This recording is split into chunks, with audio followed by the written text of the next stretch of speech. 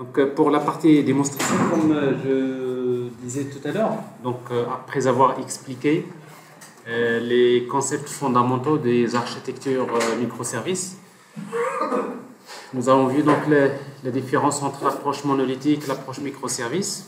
Maintenant, on va essayer donc de travailler d'abord sur comment développer un simple microservice. Et en même temps, ça serait l'occasion peut-être pour vous donc de s'arrêter sur, on va dire, les prérequis, les choses que vous connaissez, que vous ne connaissez pas, pour développer un microservice en utilisant Spring Boot. Alors, pour travailler les activités pratiques, donc vous allez, je vous suggère, je vous conseille de travailler avec IntelliJ comme IDE. C'est très important parce qu'en fait, pratiquement toutes les entreprises qui travaillent avec Java, généralement, c'est IntelliJ qui est utilisé. Donc, il vaudrait mieux prendre l'habitude dès maintenant, n'est-ce pas? Changer vos habitudes. Il y avait une époque, on utilisait beaucoup Eclipse, notamment les DE. Bon, on peut toujours continuer à l'utiliser, à faire des activités pratiques. Mais comme vous êtes en dernier semestre, avant le stage PFE, donc je vous recommande de travailler avec IntelliJ version Ultimate. Okay? Parce qu'il y a la version Community, il y a la version Ultimate. Donc dans les activités pratiques, je vous demande de télécharger la version Ultimate. Alors, ce que je vais faire donc, dans cette démo, et après vous allez avoir l'enregistrement vidéo qui permet de montrer comment faire ça, et vous-même l'après-midi, donc vous allez travailler sur ça.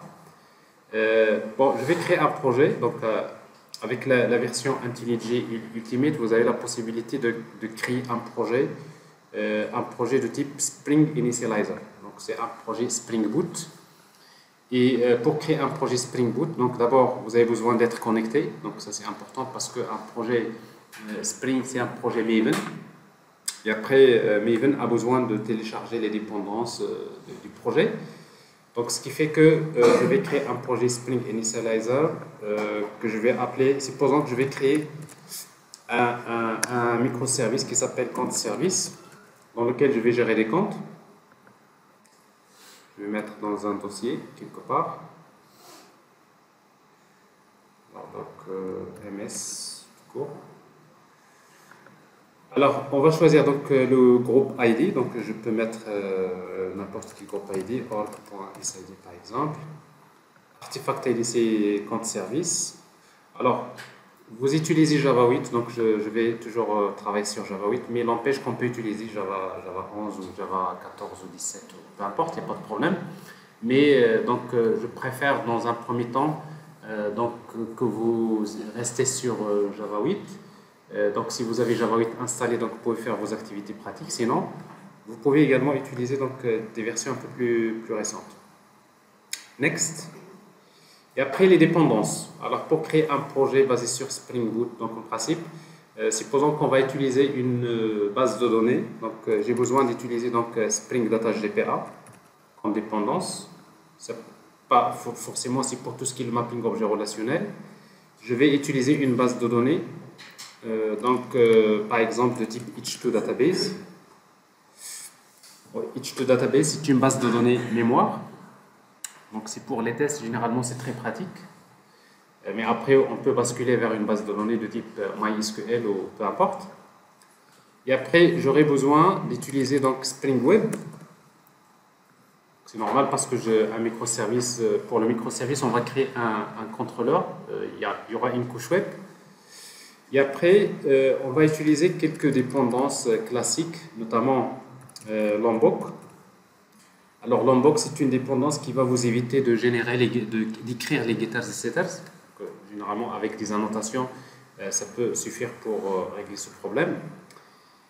Et après, nous allons voir que pour créer un web service RESTful, on peut utiliser un REST controller, mais également, on peut utiliser ce qu'on appelle REST repositories.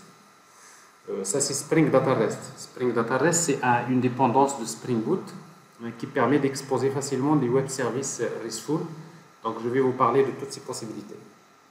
Alors après, on pourra ajouter d'autres dépendances en fonction du besoin.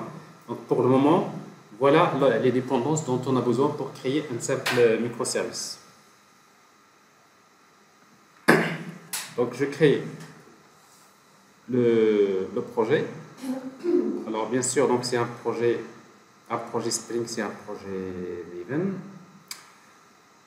dans lequel vous avez bien sûr, voilà, comme XML, on retrouve les dépendances que nous avons sélectionnées. Spring Data GPA, Spring Data REST. Alors pour le moment, Spring Data REST, je ne vais pas l'utiliser. On va le laisser après, donc je vais le mettre en commentaire. Alors je vais commenter ça.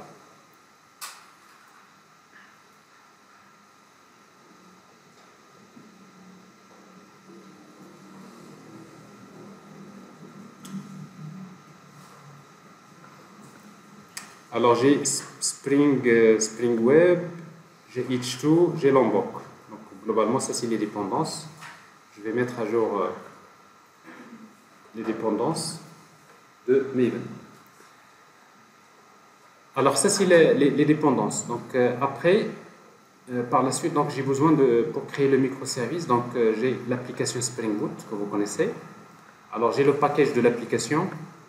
Dans ce package de l'application, donc je vais créer un sous-package dans lequel je vais mettre les entités. On aura besoin de créer un package donc pour mettre les repositories. Et on aura besoin d'un package, si vous respectez les normes, dans lequel on peut mettre la couche meeting, c'est service. Et un package dans lequel on va mettre la couche web. Et après, par la suite, à la fin, donc on va voir, donc si on ajoute les DTO, on va ajouter un package DTO, et ainsi de suite. Alors ici, pour le moment, donc supposons je veux créer une application qui permet de gérer les comptes. Donc ça veut dire que j'ai besoin de créer une classe compte, un compte bancaire par exemple. Donc j'ai un compte bancaire qui est défini par ses attributs. Alors, je suppose qu'un compte est défini par son code de type long, par son solde qui est de type DABL, par sa date de création de type date, java.util.date, date de création,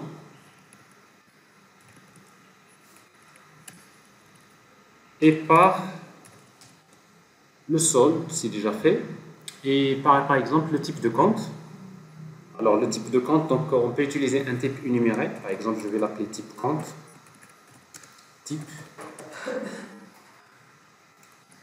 Alors supposons que le type compte, ça peut être soit le type courant ou bien épargne.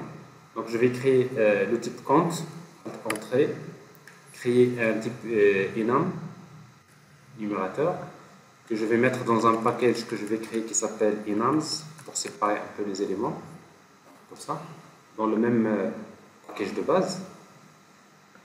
Et ici, donc, je vais dire que j'ai deux types de comptes, soit le type courant, ou bien le type épargne. Oui? Ici? En fait, enum, c'est un énumérateur, c'est-à-dire c'est un type qui peut avoir en valeur soit courant, soit les types énumérateurs. En fait, parce que dans Java, vous créez des classes, n'est-ce pas? Vous créez des interfaces, mais vous pouvez également créer des énumérateurs. Supposons que vous avez par exemple le type, pour vous, le type de compte, il peut avoir deux valeurs possibles, soit le type courant ou bien épargne.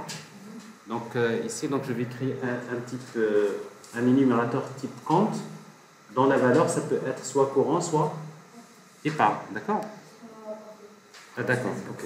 Alors c'est l'occasion, justement, bon, ceci peut-être des choses que vous n'avez pas l'habitude d'utiliser, mais en tout cas, un type énumérateur, les types énumérateurs, c'est quelque chose de très courant dans toutes les applications, il faut les utiliser. Alors ici, donc, vous avez courant épargne, ça veut dire que dans mon compte, vous voyez ici donc le type, alors le type ici, il est de quel type? Il est de type compte. Donc c'est-à-dire que si vous voulez type là, ça peut être soit courant, soit épargne. Un fichier dans lequel on développe toutes les variables et les arrêts, on trouve les types. Alors, en fait, d'abord, les types énumérateurs, ils sont faits pour ça. Donc, quand vous avez par exemple trois valeurs possibles, quatre, les types qui sont énumérés, c'est comme ça qu'on fait dans la programmation. Après, par la suite, après les différents types, ça peut être dans une base de données, ça peut être, etc. Mais en tout cas, quand vous êtes dans une logique où vous avez un attribut qui peut avoir 3, 4, 5 valeurs possibles, donc généralement de préférence, au lieu d'utiliser un string, d'utiliser ça, le type enum. Alors ici, donc ça, c'est quoi? C'est une simple classe. Alors pour que ça soit, donc il me faut les getters et setters. Alors ici, donc j'utilise la dépendance Lombok. Alors avec Lombok, il suffit d'ajouter la notation data. Alors ici, donc data, ça veut dire les getters, setters. Okay. Et d'ailleurs, si vous regardez dans le, ici, il y a une fenêtre qui s'appelle structure. Alors si vous voyez donc la structure, ça c'est le bytecode. Alors la classe compte, ici, donc vous avez le code, le sol, la date, création, le type, n'est-ce pas? Alors si vous ajoutez la notation data, vous voyez qu'il ajoute automatiquement les getters et setters. Ici, donc, si dans le bytecode, il ajoute les getters et setters, vous voulez un constructeur sans paramètres, on va utiliser no arg constructor. Un constructeur avec paramètres, on va utiliser on arg constructor. Alors ici, qu'est-ce que vous avez en fait? Vous avez une classe count avec les getters et setters, avec un constructeur sans paramètres et un constructeur avec tous les paramètres. Okay. Alors maintenant, pour que ce soit une entité GPA, nous avons besoin d'utiliser la notation entity. Et après, il vous faut la notation ID. Alors ici, on va utiliser generated value. Stratégie identité, c'est-à-dire plus 1. On incrémente la valeur. Ben, c'est tout. Alors on peut le laisser comme ça. Donc on va dire que ça, c'est une simple entité GPA. Et après, en fait, Comment? On y arrive. Alors ici, donc, j'ai ici donc la classe, ça c'est l'entité GPA.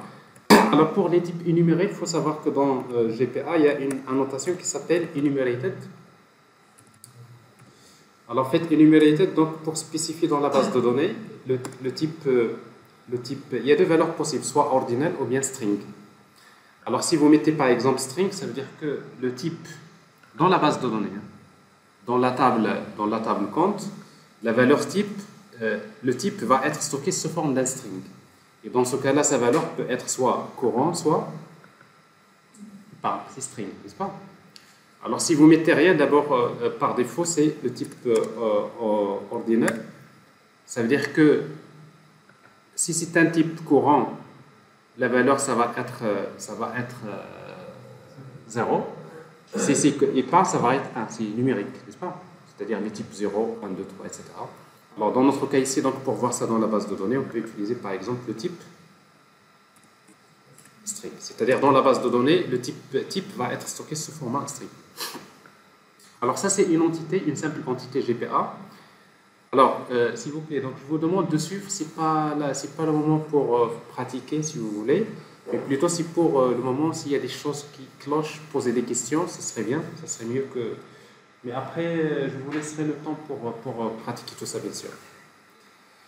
Alors, maintenant, une fois qu'on va créer donc l'entité GPA, on va utiliser Spring Data pour créer l'interface GPA Repository. Donc, je vais créer dans le package Repositories une interface que je vais appeler Count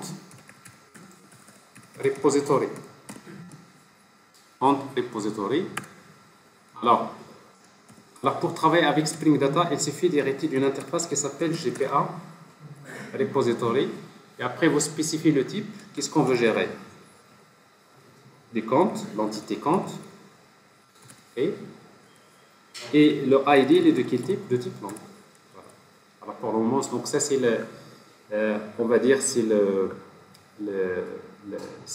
la partie des hauts. OK?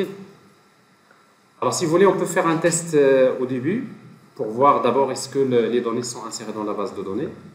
Alors pour faire un test, en fait le plus simple dans l'application, si vous implémentez l'interface command line runner, comme ça, vous allez redéfinir la méthode run, Ça veut dire que si vous démarrez l'application, dès que l'application est démarrée complètement, ben, il fait appel à la méthode run. Donc la méthode run, ça s'exécute au démarrage. Une fois que l'application démarre, la méthode run s'exécute. Et dans ce cas-là, vous pouvez mettre du code ici. Supposons qu'on veut insérer quelques comptes dans la base de données. Bon, ça, c'est du code qu'on peut écrire ici. Ça, c'est une façon. La deuxième façon, c'est de tout simplement de faire ça. C'est-à-dire, dans l'application, vous créez une méthode qui retourne un objet command line runner. Vous allez appeler start. Et après, il va retourner tout simplement une fonction lambda qui s'écrit comme ça. Et vous utilisez ici la notation bin. Alors, la notation bin, ça veut dire tout simplement au démarrage, alors toutes les méthodes qui sont déclarées de type bin, ça veut dire au démarrage, Spring va les exécuter. C'est-à-dire que la méthode start va s'exécuter au démarrage. Et quand il démarre, il va retourner un objet de type command line runner dans lequel je vais écrire du code. Alors ici, qu'est-ce que je vais faire? Supposons que je veux utiliser donc l'interface count repository. Il suffit de la déclarer ici et il fait automatiquement l'injection ici. Et après, je vais insérer quelques comptes. Count repository.save. Je vais créer un compte, par exemple, un objet compte. Alors, le ID nul parce qu'il est auto-increment. Le solde. Alors, le deuxième c'est le solde. Par exemple, je vais utiliser un nombre aléatoire. Mat.random. Et je mets, par exemple, le solde. Ensuite, il y a la date création. New date. C'est la date système. Et après, le type du compte. Alors, pour le type du compte, je vais utiliser donc le type énumérateur. Vous voyez donc l'intérêt ici, donc ça peut être soit courant, soit épargne. Alors ici, donc, je vais utiliser par exemple un compte de type courant.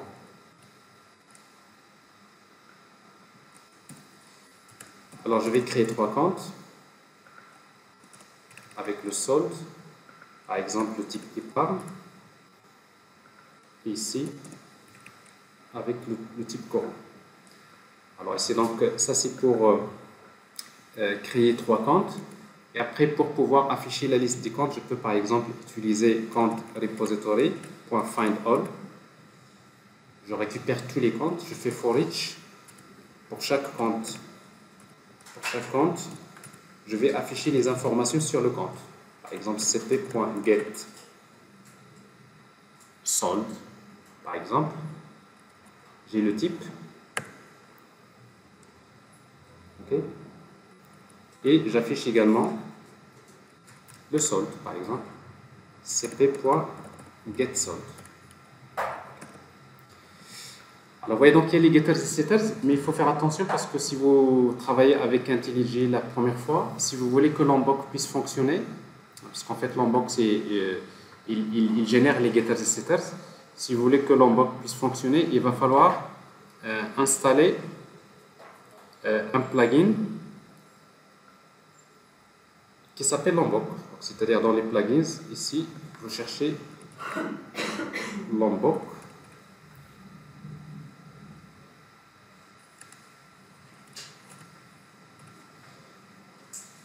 Alors, Lombok.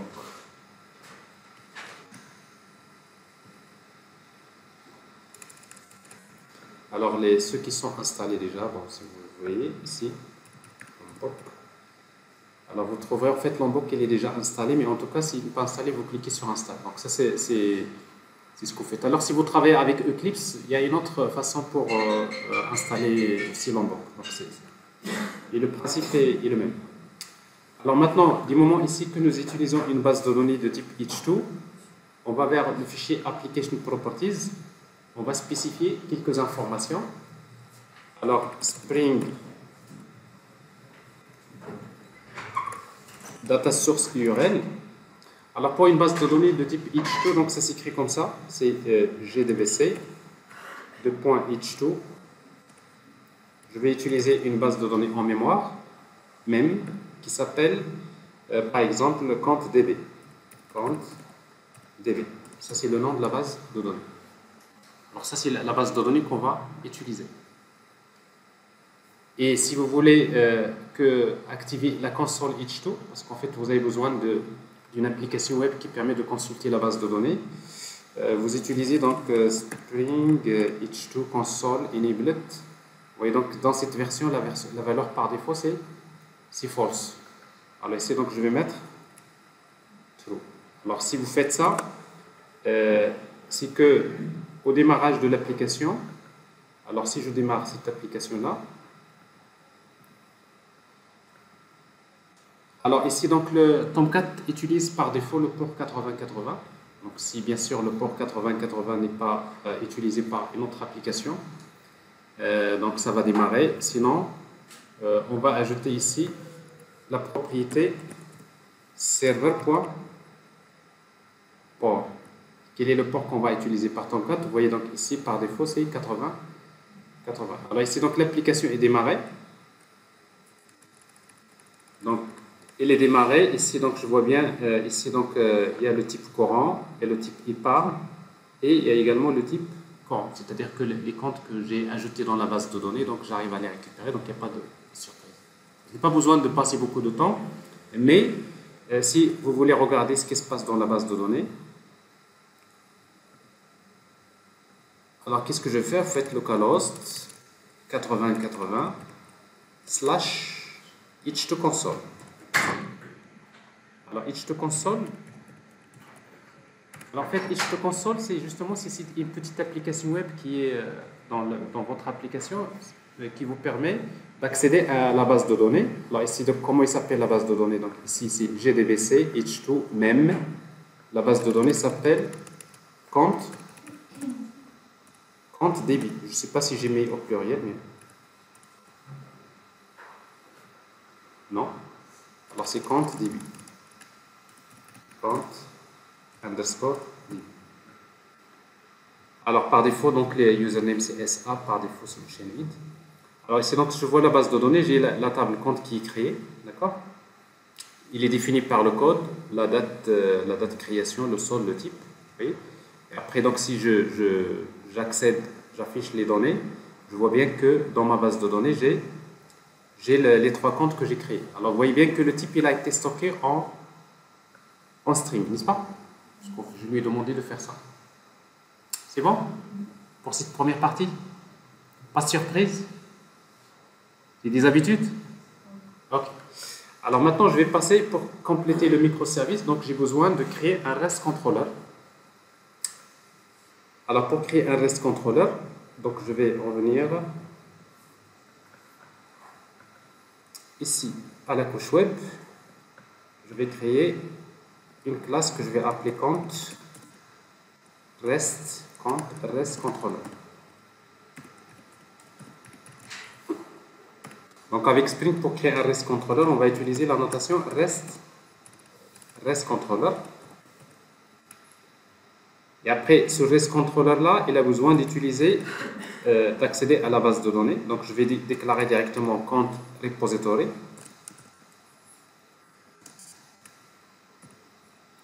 Et pour faire l'injection des dépendances, d'habitude, on peut utiliser Hotwired. Ça, c'est pour faire l'injection des dépendances.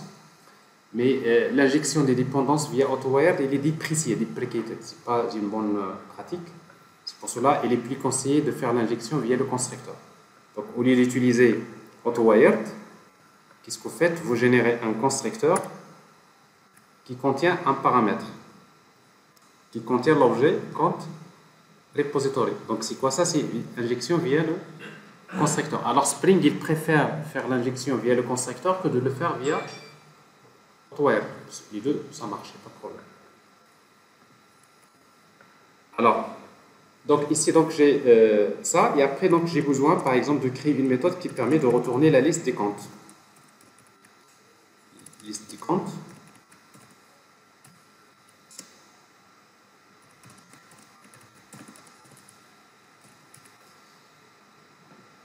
Alors, pour retourner la liste des comptes, je vais retourner tout simplement ces comptes repository.endAll. Et pour accéder à cette méthode, je vais utiliser une requête HTTP avec get. Donc j'utilise get mapping.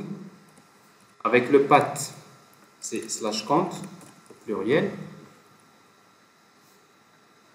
Et après, on va tester.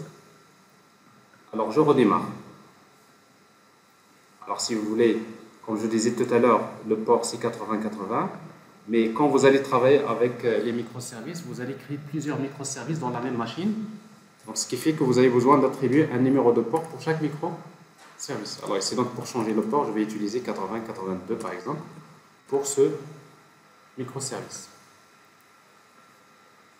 Alors je démarre et après, on va donc tester à travers un navigateur.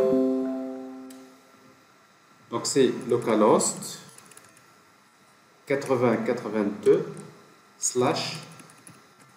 /count.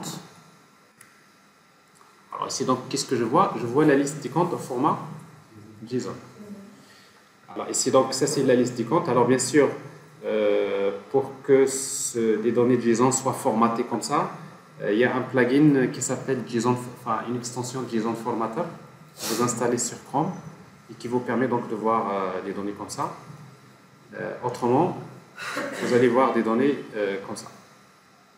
Alors maintenant, pour consulter un compte,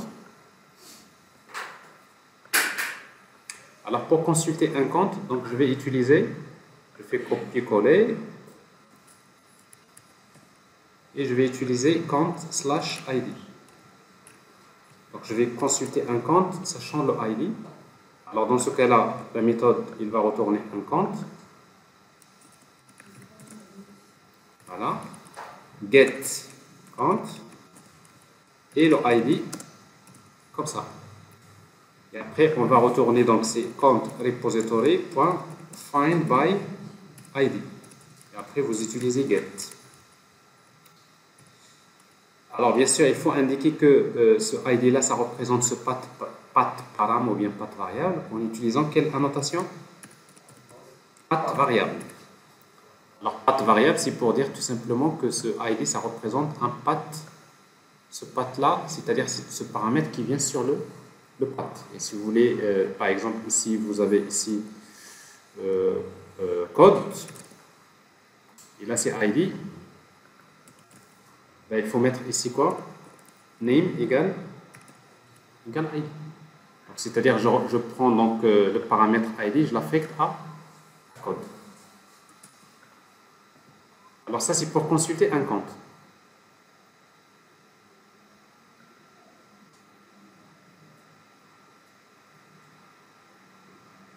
Je redémarre, je reteste. Alors pour consulter un compte, je vais mettre par exemple compte/1. Alors ça c'est le compte 1, compte/2, j'ai le compte 2, etc. Alors maintenant je vais faire un post. Pour ajouter un compte, j'ai besoin de créer une méthode avec post.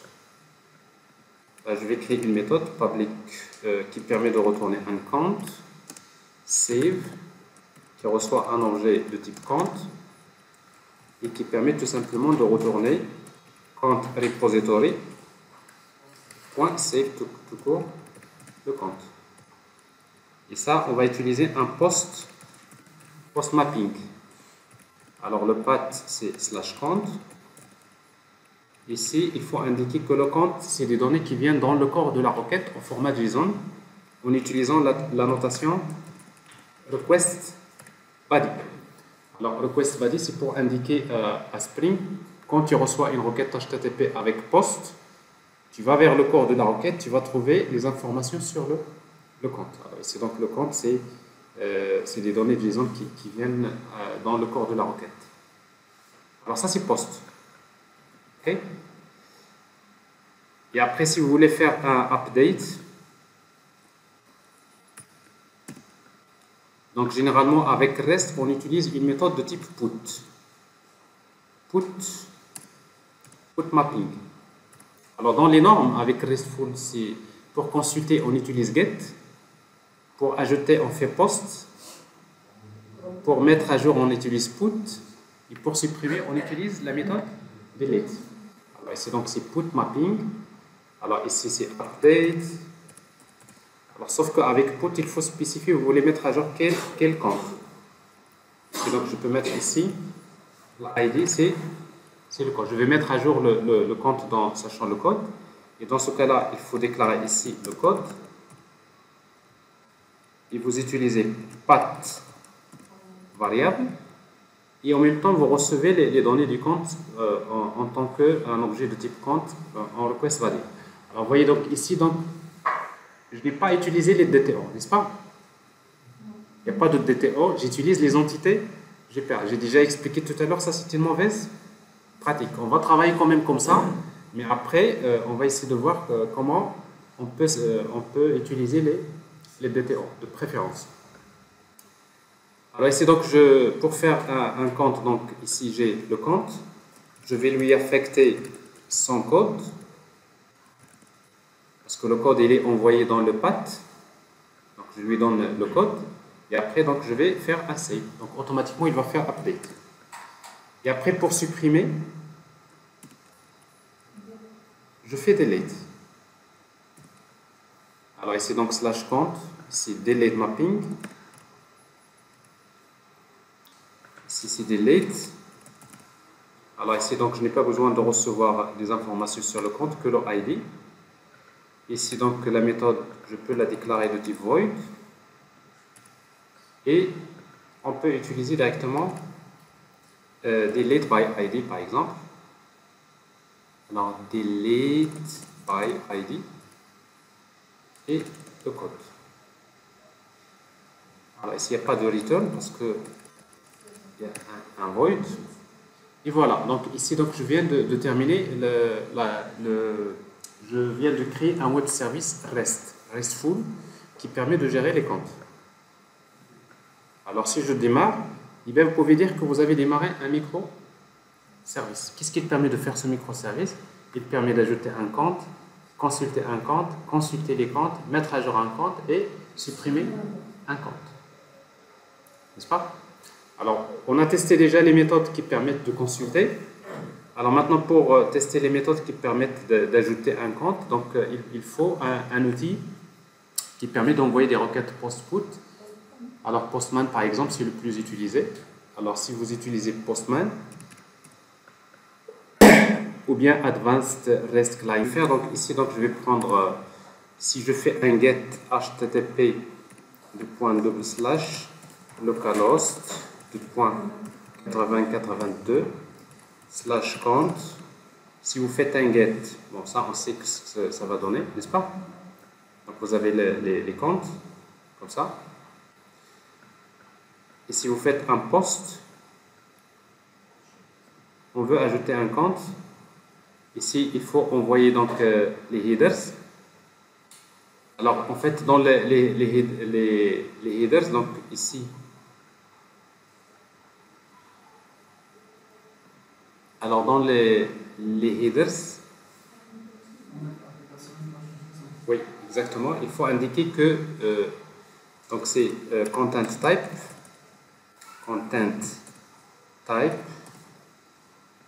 Donc il faut envoyer un header qui s'appelle content type. Et dans la valeur, c'est quoi? C'est application JSON. C'est-à-dire, c'est une manière de dire que les données que j'envoie au serveur, c'est des données au format JSON. Et après, dans body, on peut indiquer maintenant le contenu. Alors le body, donc ici, donc je peux écrire directement en format raw ici, et je vais écrire donc ici les informations sur le compte que je vais ajouter. Alors pour créer un compte, donc j'ai besoin de spécifier par exemple uniquement le solde. Ça c'est le solde. 2 points, par exemple 7600. Et après le type. 2 points, par exemple courant. Et la date, donc je vais garder une date, je ne vais pas la définir. Et après 5. Alors ici, donc il y a un compte qui vient d'être créé. D'ailleurs, il vous retourne aussi le compte numéro 4. Il y a le solde, il y a le type si courant et la date. C'est nul parce que je n'ai pas créé la date. Il n'y a pas de date par défaut en principe ici, donc je n'ai pas de date spécifiée. Ainsi de suite. Donc je vais ajouter un autre compte. de type épargne.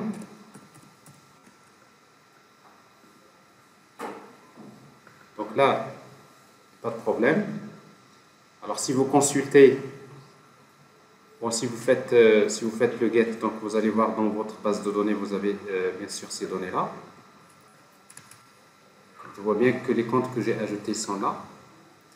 Et si vous voulez faire une mise à jour, qu'est-ce que vous allez faire? Vous envoyez une requête avec put compte /id /1 et par exemple je voudrais changer le solde. Généralement, pour faire la mise à jour, souvent on fait d'abord un get pour consulter, n'est-ce pas? Souvent, pour faire la mise à jour, qu'est-ce qu'on fait? On fait un get pour consulter et quand vous faites un put, vous faites CTRL-V, n'est-ce pas? Parce qu'il ne faut pas écraser les anciennes valeurs. Ici, donc, on va changer que le solde. Alors, je vais dire que le solde est égal, par exemple, 4000. OK? Alors, la date de création, je ne vais pas changer. Le type, je ne vais pas le changer. OK? Et il met à jour. Alors, si je consulte mon compte, /1, je vois bien que le solde a été changé. D'accord? Alors, donc ça c'est en fait qu'est-ce qui reste encore? Delete. Alors on va supprimer un compte, par exemple le compte numéro 5. Alors pour supprimer, je vais faire ici delete le compte numéro 5. Ça passe, il n'y a pas de problème. Alors je consulte la liste des comptes. Et le compte a été supprimé. Il y a le 4, le 5 a été supprimé. C'est clair? Alors, vous voyez donc presque une petite démo de 15 minutes, 20 minutes. Donc, avec Spring, c'est pas compliqué.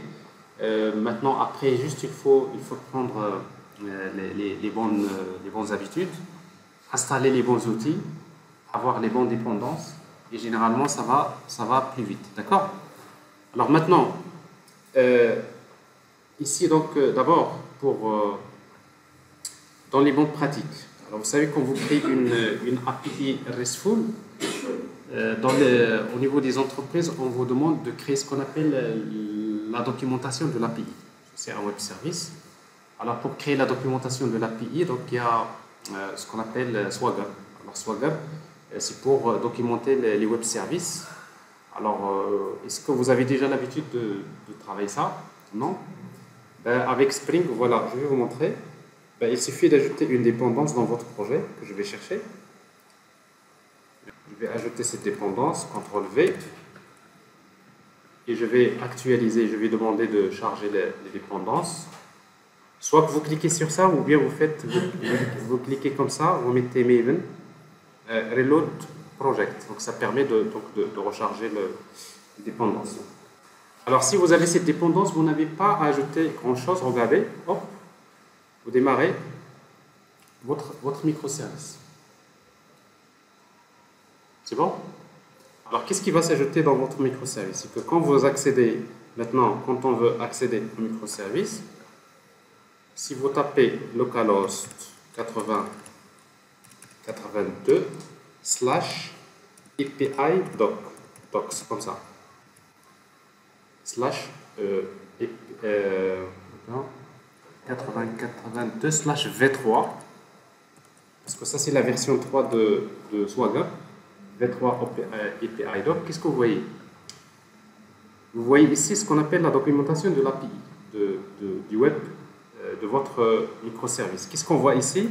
On voit, il vous dit que voilà ce que vous avez. Qu'est-ce que vous pouvez faire dans ce web service? Vous pouvez envoyer un put vers ça, n'est-ce pas? Voilà les paramètres que vous pouvez envoyer. Vous pouvez faire un delete. Vous pouvez faire un get, n'est-ce pas? Vous pouvez faire un post et tout ça. Mais à quoi ça sert cette documentation? Cette documentation, elle est très pratique. Pourquoi? Si je prends cette adresse-là, alors si vous vous rappelez tout à l'heure avec Postman, pour tester, il fallait connaître la structure de chaque requête, n'est-ce pas? Mais dorénavant, on n'a plus besoin. Pourquoi? Donc, je vais importer link, je mets API doc, vous importez, et là, il vous crée une collection. Alors ici, donc, dans les collections, vous voyez une collection qui a été créée. Qu'est-ce que vous voyez là? Qu'est-ce que vous pouvez faire maintenant? Vous voyez, donc, vous pouvez faire get, vous pouvez faire tout ça. Alors ici, par exemple, pour consulter, vous pouvez faire par exemple get. OK? Alors si vous cliquez sur get, vous avez déjà ça, vous faites send. Et là, vous avez la liste des comptes. Vous voulez faire un post, save. Regardez, ça c'est dans body. Qu'est-ce que vous trouvez? Vous trouvez déjà la structure des données que vous pouvez envoyer. Ici, donc, ici le code. Je ne vais pas mettre le code, donc je peux le supprimer. Le solde, il met par défaut des valeurs aléatoires. La date, il met par défaut une date. Ici, donc, le type, il met courant, n'est-ce pas? Vous pouvez tester. Alors, pour faire un get count, vous voyez donc /id, il suffit de mettre ici le id, par exemple, 3, send, et j'arrive à consulter le compte. Et si je fais quoi d'autre? Ici, vous avez output. Alors, put, il faut envoyer le code. Et également, dans body, vous avez les données. Alors, par exemple, ici, donc, je ne vais pas changer le code. Je vais changer que le solde. Je ne vais pas changer la date de création, etc. Bon, bref. Et là, il fait la mise à jour, il n'y a pas de problème. Et après, si vous voulez faire un delete, faites ça. Donc, finalement, quand vous avez un web, vous avez OpenAPI. Vous avez API Doc, la documentation de l'API. Qu'est-ce que vous allez gagner?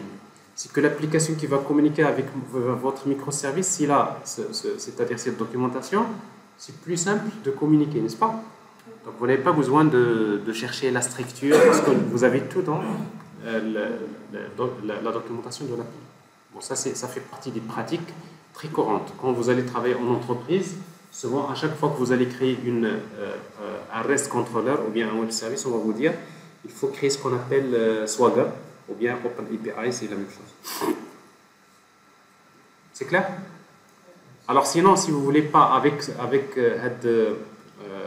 API Doc, ben vous allez voir finalement, vous n'avez pas besoin de Postman pour tester. Si vous voulez tester, qu'est-ce que vous allez faire? Il suffit de faire localhost 8082 et vous mettez Swagger UI.html. Alors vous avez quelque chose qui est dans votre projet. Swagger UI.html. Qu'est-ce qu'il vous dit? Il vous dit voilà ce que vous pouvez faire. Vous pouvez tester quoi? Vous voulez faire un get. Vous voyez ici donc get. Ok? Vous voulez consulter les comptes try. On va essayer. J'exécute et directement j'ai le résultat ici. Je veux faire un post. Try. Il faut envoyer les données. Je vais faire un post avec le solde, avec la date courant. Ça marche. Vous avez le résultat. Vous voulez faire un get ID. Il vous demande c'est quoi le ID, la valeur du ID, try d'abord. Il vous demande le ID, c'est quoi? C'est 1. Et vous avez le résultat. Vous voulez faire par la suite. Alors, qu'est-ce qui reste? Put et delete. Je vais supprimer. Essayer. Je vais supprimer le compte dont ID égale à 1. Supprimer, ça marche. Et après, vous faites put également, la même chose, etc. Donc, ça veut dire qu'en fait, dans les bonnes pratiques, bon, vous voyez, avec Spring encore, avec une simple dépendance que vous ajoutez dans votre projet, le problème est réglé. C'est clair, c'est bon? Alors maintenant, on a montré comment créer un REST controller. On utilise plutôt un microservice qui dispose d'un REST controller. Ok? Alors regardez, en fait, à vrai dire, si vous vous voulez uniquement un web service qui permet d'ajouter, supprimer, éditer, modifier, etc., les opérations classiques, alors vous n'avez pas besoin de créer un REST controller. Tout ce code-là, je vais l'éliminer. Je vais mettre ça en commentaire sur le REST controller. Alors, si vous mettez en commentaire REST controller, donc si vous démarrez, donc ça y est, donc ce contrôleur-là, c'est comme si je le supprime, n'est-ce pas? Okay. Parce que je vais vous montrer une autre façon de créer le web service, mais d'une manière relativement plus simple. Alors maintenant, si vous faites ça, donc si vous consultez vous dites par exemple la liste des comptes, il va vous dire 404. C'est normal, le web service, nous l'avons supprimé, n'est-ce pas? Et si vous faites IPIDoc, V3 IPIDoc, il vous dit voilà l'API, mais il y a le path, il n'y a aucune méthode. Alors maintenant, au lieu d'utiliser ça, donc je vais Spring, il vous donne un module qui s'appelle Spring Data REST. Alors Spring Data REST, c'est un module qui permet de déployer facilement un web service RESTful. Alors pour l'utiliser, on va juste, si vous vous rappelez, j'avais mis en commentaire la dépendance au départ, si vous vous rappelez. Avec la dépendance, c'est celle-là. Spring Data REST. REST Repositories. Alors ce que je vais faire, je vais l'activer.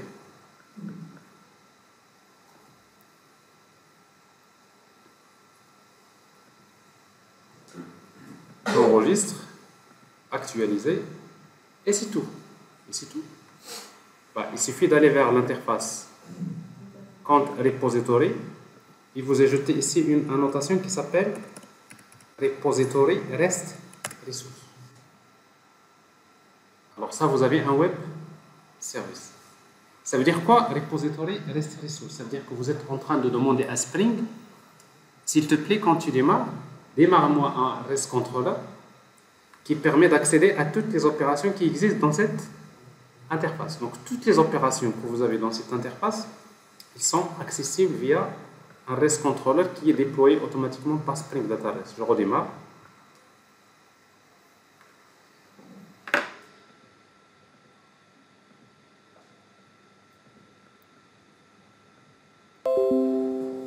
Alors, je veux accéder maintenant à l'aide. Si vous mettez maintenant /compte pluriel, alors ici, donc, vous voyez, il y a la liste des comptes. OK? Le solde, la date de création, le type. Alors, vous allez voir Spring Data REST, il a une configuration un peu particulière parce qu'il va ajouter d'autres attributs, ce qu'on appelle les liens entre les ressources. Par exemple, si vous consultez un objet, par exemple, produit, qui appartient à une catégorie, qu'est-ce que vous allez avoir ici? Vous allez avoir les informations sur le produit, et là, il vous donne un lien qui permet de consulter la catégorie de ce produit. C'est-à-dire, il vous ajoute des liens dans les données JSON. Alors ici, donc, vous voyez ici, alors par défaut, Spring Data REST utilise la pagination. C'est-à-dire, il ne va pas vous retourner tous les comptes. Alors par défaut, d'ailleurs, si vous voyez ici, il vous dit, c'est quoi la taille de la page? C'est 20. Et le nombre d'éléments qui existent dans la table, c'est? Il y en a 3. Quelle est la page qu'il est en train d'afficher maintenant? C'est la page 0. Alors, autrement dit, il y a deux paramètres que vous pouvez ajouter ici. C'est quoi? C'est page égale à quoi? Égale à 0. And size égale par exemple à 2. Alors, ça veut dire quoi? Qu'est-ce que je lui ai demandé de faire? Donne-moi les comptes, mais je veux combien de comptes? 2, la page. Parce que quand vous avez beaucoup de comptes, vous n'allez pas avoir tous les comptes, mais vous pouvez les avoir page par page. Et quelle page que vous voulez? C'est la page 0. Donc, il vous donne le premier et le deuxième. Donc, qu'est-ce que j'ai là? Le page number, c'est 0. Total, ici, size, c'est combien? C'est 2. Et total pages, il y a combien de pages? Il y en a 2, parce que j'ai récupéré qu'une seule. Et total element, il y en a 3. Donc, il vous donne toutes ces informations. Et après, si je lui demande, donne-moi la page numéro 1, il va me donner l'élément suivant. C'est le dernier. Alors, si vous mettez la même chose, donc /compte/id, D'accord? Vous avez donc le compte. Si vous faites post, put, delete, ça marche, il n'y a pas de problème. Donc encore, vous n'allez pas passer 1 heure, vous allez passer avec ça, vous allez passer moins de temps, n'est-ce pas? Donc ça c'est Spring Data REST. Alors Spring Data REST offre pas mal de possibilités. Et parmi les possibilités qu'il offre, Spring Data REST, il offre ce qu'on appelle la possibilité d'utiliser les projections. Alors c'est quoi les projections? Alors regardez, pour créer une projection, je vais ajouter dans le même package où se trouve l'entité, quand il suffit de créer une interface que je vais appeler par exemple compte projection 1. Bon, je peux créer plusieurs projections. Et après, dans le compte projection, il suffit d'utiliser la notation projection. Ça, c'est Spring Data REST. Name, vous lui donnez un nom, par exemple P1. Et les types, ils s'appliquent à quelle classe? La classe compte.class. Et ici, qu'est-ce que vous allez faire? Vous dites, par exemple, je veux que get, je veux que le code, get code, et je veux le solde, get solde. Bon, jusqu'à présent, vous n'allez pas comprendre à quoi ça va servir. Regardez bien. Les? Non, ce n'est pas le DTO. En fait, c'est un mécanisme qui va remplacer, soi-disant, les DTO. Si vous voulez, qui peut remplacer les DTO en cas de... en tout cas pour la consultation uniquement. Mais ça ne remplace pas complètement les DTO. Donc, alors, si vous faites ça, qu'est-ce qui se passe? C'est que vous avez créé une projection qui s'appelle P1. Je redémarre.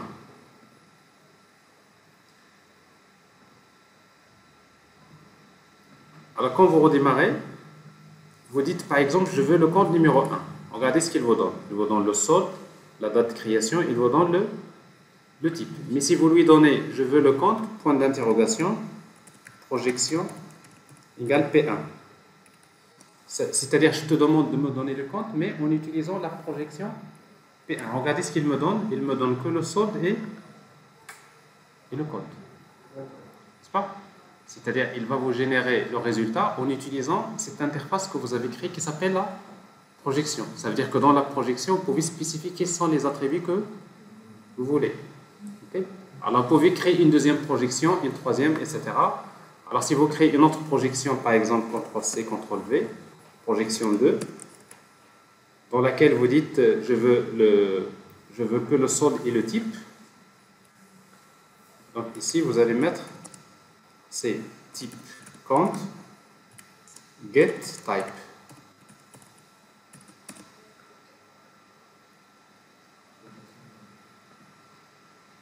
Mais à condition de respecter les conventions. Alors les getters, il faut bien, parce que si vous mettez get type avec un T minuscule, ça ne marchera jamais. Ok? Donc il faut respecter les conventions.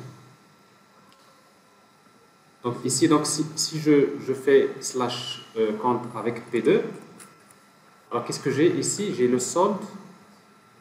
Non, je ne l'ai pas appelé P2. Je n'ai pas changé le... Oui, ici, donc je vais l'appeler P2.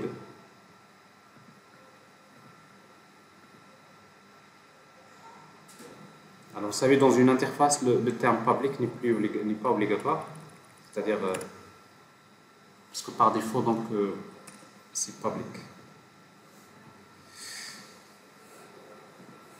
Alors ici, donc si vous mettez P2, qu'est-ce que vous voyez? Vous voyez le type et le solde. Si vous mettez P1, vous avez le code et le solde. Si vous mettez rien, ben, il fait la projection par défaut, c'est-à-dire il vous donne les attributs. Et quand vous voyez donc dans la projection par défaut, le ID, il n'est pas exposé. N'est-ce pas?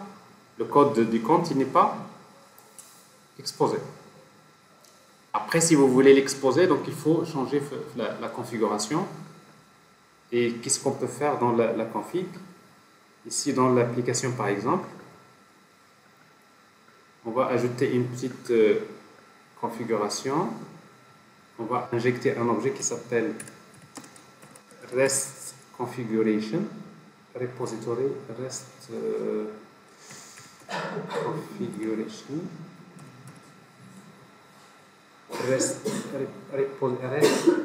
pas REST template, repository, REST configuration. Ça. REST configuration.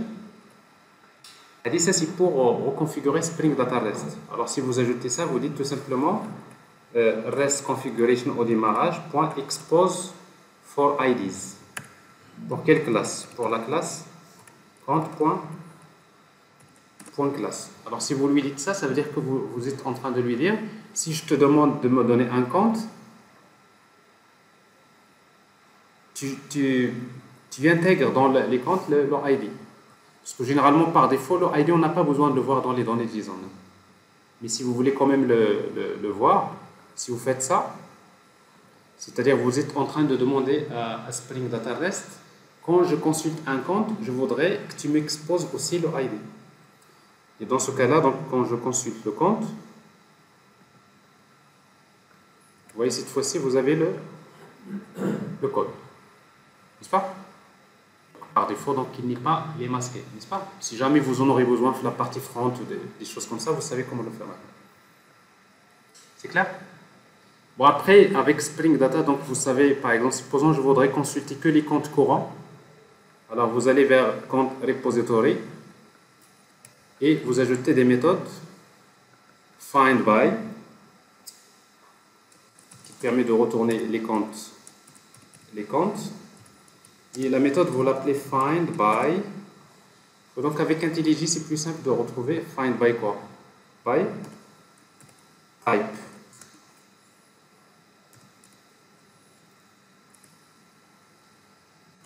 Find by type, c'est-à-dire je veux chercher les comptes par type. Et après, qu'est-ce que je vais spécifier ici? Je peux spécifier type compte. Type compte. Type compte. OK? Alors maintenant, à partir de votre web service, vous pouvez directement accéder à cette méthode. Il suffit de lui ajouter une REST resource dans laquelle vous mettez path égale slash, par exemple, by type. Je l'appelle comme ça, by type. C'est-à-dire quand je vais taper HTTP localhost, etc. by type, ça va me donner ça. Alors, et c'est donc si je fais ça, alors avec Spring Data REST, donc ça intègre également ça d'une manière simple. Alors si vous voulez utiliser les méthodes qui se trouvent maintenant que vous ajoutez, personnalisées, on va utiliser donc slash count, slash search. C'est un terme qu'il faut ajouter, search. Et après vous mettez point d'interrogation. Maintenant, slash search, slash quoi? Slash by. C'est-à-dire je veux appeler la méthode qui s'appelle by type. Et après, vous mettez point d'interrogation. Il faut attendre un paramètre type, par exemple, courant. Alors, ici, donc, c'est pas bon. Pourquoi? Égal. C'est pas bon. Type égal courant. Alors, qu'est-ce que j'ai ici? Type compte. Vous voyez, donc, le terme ici s'appelle type courant. Alors, si je voudrais lui changer le nom, je peux utiliser param. Name. Et dans ce cas-là, vous pouvez l'appeler type. Sinon, il faut normalement taper type. Bon. Alors, si c'est pas name, c'est value. Param.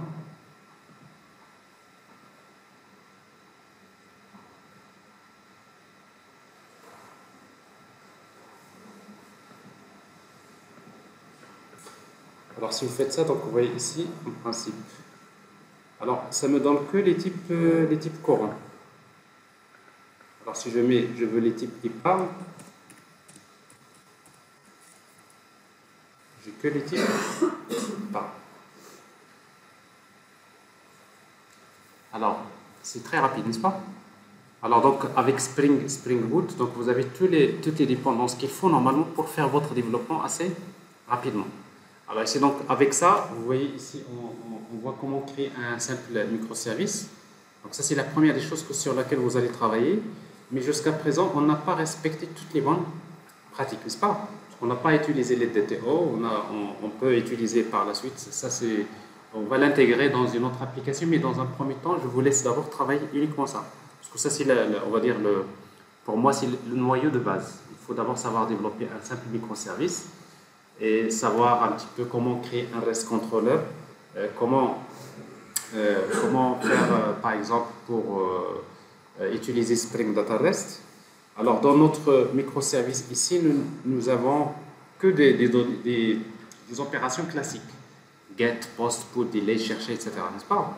Mais supposons que vous avez une opération métier. Par exemple, vous voulez effectuer un virement d'un compte vers un autre. Alors, si vous voulez effectuer un virement d'un compte vers un autre, maintenant, ben, il faudrait la couche métier, n'est-ce pas? Alors, dans la couche service, je vais créer une interface. Que je vais appeler compte service. Alors, oui. Alors, dans laquelle je vais créer, par exemple, je vais créer une méthode qui s'appelle virement. Void virement. Je voudrais effectuer un virement. Alors, pour effectuer un virement, donc j'ai besoin de donner combien de paramètres? Le premier paramètre, c'est le code du compte, source, n'est-ce pas? Je vais l'appeler code source. Le deuxième paramètre, c'est quoi? Destination, code destination. Et le troisième paramètre, c'est le solde, le montant. Donc ça, c'est pour effectuer un virement. Bon, ça, c'est une interface, mais cette fois-ci, ça, c'est quelle couche? C'est la couche métier. Alors, maintenant, je vais créer une implémentation de cette interface. Je vais Alt-Entrée, créer une classe qui implémente cette interface. Vous voyez donc IntelliJ, donc c'est un peu plus rapide comme ça. Donc, vous créez une classe qui implémente cette interface dans laquelle je vais redéfinir cette méthode. Alors, avec Spring, donc, les composants de la couche service doivent être annotés avec la notation service. C'est un service. Et après, toutes les méthodes doivent être généralement transactionnelles. Alors, pour utiliser des transactions, on va utiliser la notation transactionnelle. Transactionnelle, ça veut dire que la méthode, elle est transactionnelle. Et après, donc, maintenant, pour faire ce service, j'ai besoin d'utiliser compte repository. Et j'ai besoin de faire l'injection des dépendances. Alors, AutoWire, ça marche, mais je vous disais que c'est constructeur, exactement. Alors, même si ça marche, je vais la garder comme ça, juste comme ça, au moins vous voyez quelque chose que vous avez l'habitude de voir. Ici, donc, pour faire le virement, qu'est-ce que je vais faire? Je vais consulter d'abord le compte C1 égale à quoi? Compte repository.getById. Qu'est-ce que je vais faire? C'est le code source. Ok? Je vais consulter également le compte 2, n'est-ce pas? Compte C2.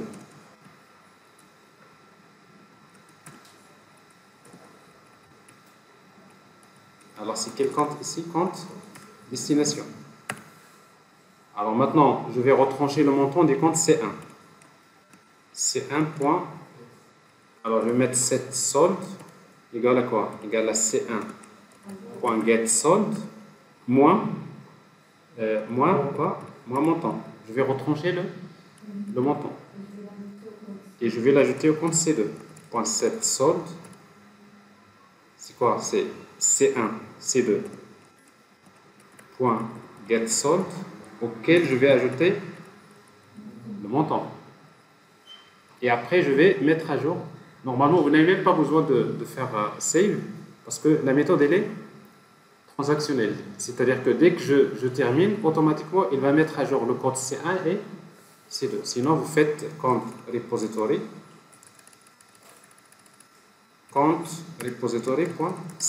Je vais enregistrer C1. Je mets à jour C1 et je mets à jour C2. Bah, ça, c'est genre de code métier, n'est-ce pas? C'est une couche métier dans laquelle vous avez un traitement. Ça, c'est ça le métier du virement. Alors, du moment que vous avez maintenant cette méthode-là, alors pour y accéder, on peut pas y accéder via Spring Data REST. Je suis obligé d'utiliser un REST controller, n'est-ce pas? Donc, je peux utiliser Spring Data REST, mais pour les méthodes qui ont besoin de passer via la couche service, donc je vais créer un REST controller. Alors, le REST controller, j'ai déjà créé un autre, je vais créer un deuxième. Donc, ici, donc, account, REST controller.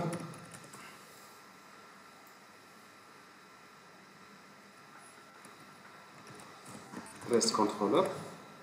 Alors maintenant, la couche web, normalement, il a besoin de passer via quelle couche? Compte service. Alors vous utilisez AutoWire, injection des dépendances. Après, vous créez une méthode qui permet d'effectuer un virement. Alors pour effectuer un virement, donc, je suppose que j'ai besoin d'une méthode qui permet d'envoyer combien de paramètres? 3 paramètres, n'est-ce pas? Alors pour ces 3 paramètres, vous pouvez créer ici un DTO. Ça c'est d'ailleurs, je vais créer un objet ici. Je vais créer un package dans lequel on peut mettre ce qu'on appelle les DTO si vous voulez. Je vais créer une classe que je vais appeler par exemple virement request DTO. Alors, virement request DTO. Alors, pour faire un virement, j'ai besoin d'envoyer combien de paramètres? Il y a le code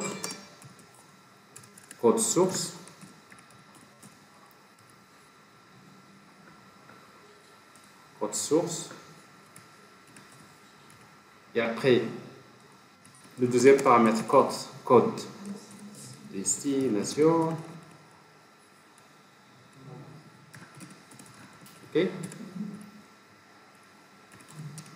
Et le montant. Après, vous avez besoin des getters et setters, donc vous utilisez la notation. Bon, les DTO, c'est à peu près ça. Donc, je vais mettre que les attributs dont j'aurai besoin dans la requête. OK? Alors, si vous faites ça, donc maintenant, dans mon REST controller, qu'est-ce que je vais faire? Donc, ici, donc, je vais créer une méthode que je vais appeler, par exemple, virement. Alors, virement, il va recevoir comme paramètre quoi? Virement request DTO, n'est-ce pas? Ça, c'est request. C'est-à-dire, je fais un post ou bien un put mapping parce qu'un virement, c'est une mise à jour. Je vais l'appeler par exemple slash virement. Je peux utiliser par exemple slash count slash virement.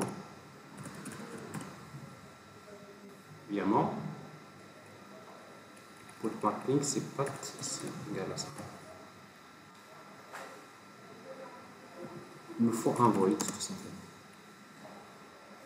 C'est bon? Alors ici donc il faut indiquer comme quoi ça c'est request body, c'est-à-dire je reçois les données dans le corps de la requête et je veux effectuer un virement. Alors pour effectuer un virement, il suffit d'utiliser donc quoi? Compte service.virement. Et virement, donc je prends l'objet request.get code source, n'est-ce pas? Et après request.get destination. Et le troisième paramètre, c'est request.get montant. OK? Alors, si vous voulez retourner un résultat, vous pouvez retourner un string ou un boolean, etc., etc. Mais ici, donc, si vous faites ça, alors ça, vous êtes en train, maintenant, juste pour vous dire qu'en réalité, c'est comme ça vous allez travailler. Il y aura toujours la couche service, il y aura un REST controller qui fait appel à la couche métier. Alors maintenant, même quand vous retournez à un moment donné, on va créer encore d'autres DTO, mais ça permet donc de vous donner une idée. Alors si je démarre mon microservice maintenant, je peux regarder un peu ce que je peux faire avec. Alors je peux maintenant voir Alors, si vous voulez, du moment que j'ai utilisé donc Swagger, donc je peux directement accéder via quoi? Via Swagger UI, n'est-ce pas? Swagger UI HTML. Ok? Alors, donc Swagger UI, vous avez, pour le moment, vous avez que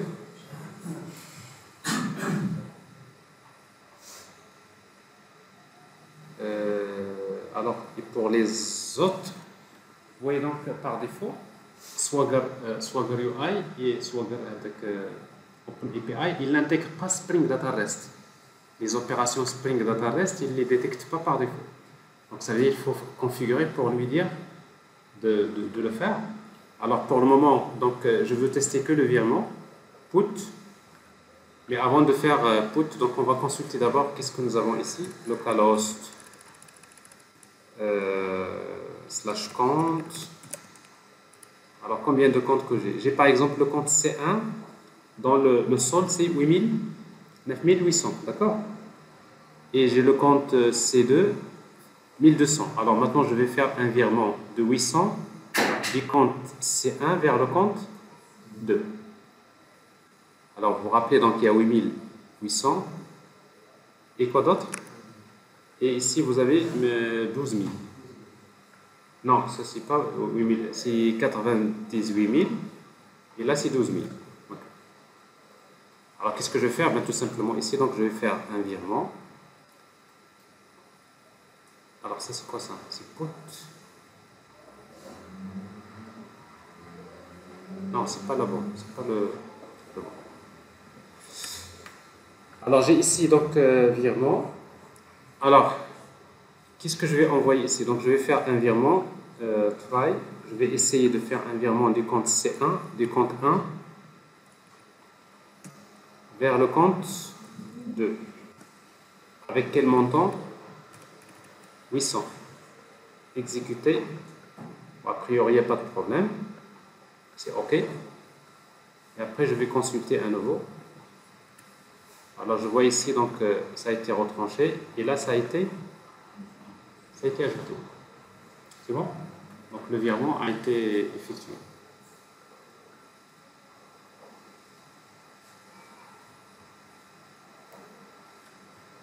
Alors, voilà. Donc, ça veut dire que Spring Data REST, donc, en résumé, donc, Spring Data REST, ça permet on va dire, de faciliter parfois le travail. Mais il se trouve que dans la majorité des cas, on doit passer par la couche service. Il y a des moments que vous allez passer par la couche service, donc ça veut dire que vous allez utiliser un REST controller. Donc maintenant, vous savez à travers cette démo les différentes possibilités. Oui. Alors l'après-midi, donc je vais vous laisser donc cette démo-là. Donc je vous demanderai de reprendre ce travail. Ok. Ok. Alors si vous avez des questions, oui.